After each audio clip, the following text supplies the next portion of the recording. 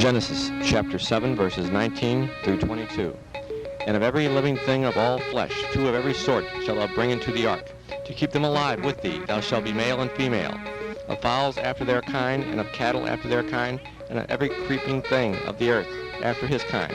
2 of every sort shall come into thee, to keep them alive. And take thou unto thee of all food that is eaten, and thou shalt gather it to thee, and it shall be for food for thee and for them. Thus did Noah, according to all that God commanded him, so did he.